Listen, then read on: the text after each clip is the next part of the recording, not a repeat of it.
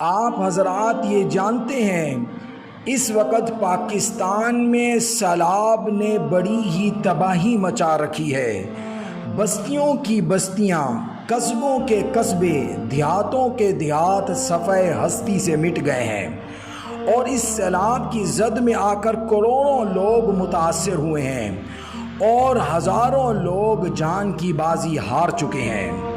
ہم آپ سے یہ اپیل کرتے ہیں کہ اپنے ان بھائیوں کے ساتھ تعاون کریں، مالی طور پر تعاون کریں اور جسمانی طور پر تعاون کریں۔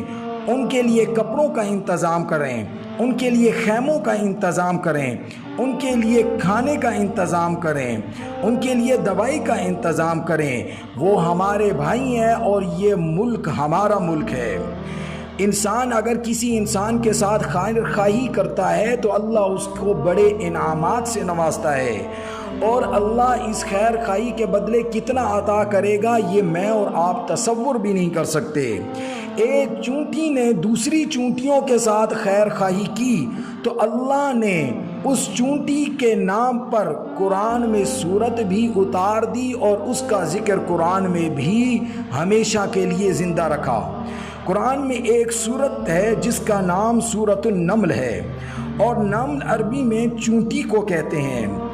اب اللہ رب العزت نے چونٹی کے نام پر سورت کیوں اتاری، اس کی وجہ کیا ہے وہ سمجھیے۔ حضرت سلیمان علیہ السلام لشکر کے ساتھ جا رہے تھے، راستے میں کچھ چونٹیاں پھر رہی تھی۔ ایک چونٹی نے ان کے آنے کو معلوم کر لیا، اس نے دوسری چونٹیوں کو کہا دیکھو حضرت سلیمان علیہ السلام کا لشکر آ رہا ہے، ایسا نہ ہو کہ وہ تمہیں مسل دے، تم اپنے بلوں میں گھس جاؤ۔ اس چونٹی نے باقی چونٹیوں کے ساتھ خیر خواہی کی۔ مفسرین نے لکھا ہے ایک چونٹی خیر خواہی کرے اس سے اللہ اتنے خوش ہوتے ہیں کہ قرآن میں اس کا تذکرہ بھی کرتے ہیں اور اس کے نام پر سورت کا نام بھی رکھ دیتے ہیں۔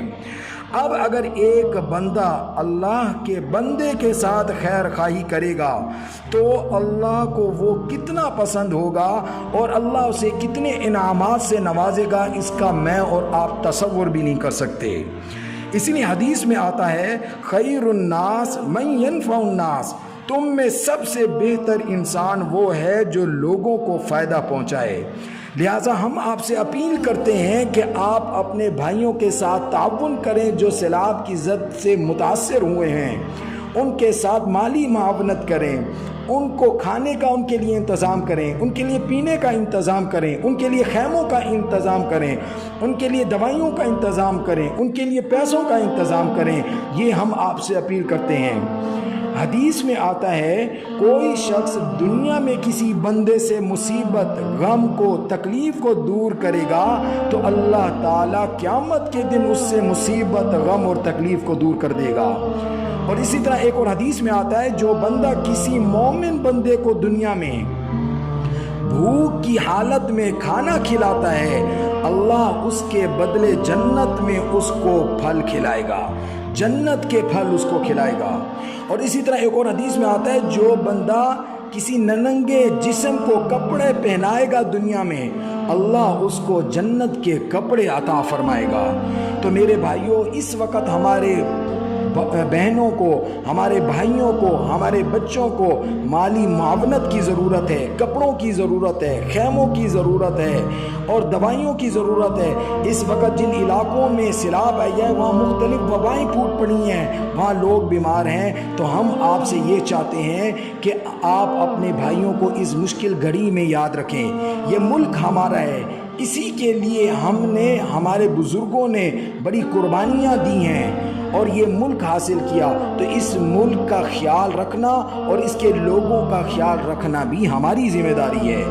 آپ دیکھ رہے ہیں کہ آپ کی فوج، آپ کی آرمی بھی دور دور علاقوں میں سامان پہنچا رہی ہے اور اپنے بھائیوں کی مدد کر رہی ہے، آپ ان کی حوصلہ افزائی بھی کریں۔ لہٰذا ہم آپ سے یہی گزارش کرنا چاہتے ہیں کہ اللہ رب العزت کسی کی خیر خواہی کو اور اسی طرح جو اپنے بندوں کے ساتھ اللہ کی بندوں کے ساتھ اچھائی کا معاملہ کرتا ہے اللہ اسے کبھی رائیگاں نہیں کرتے۔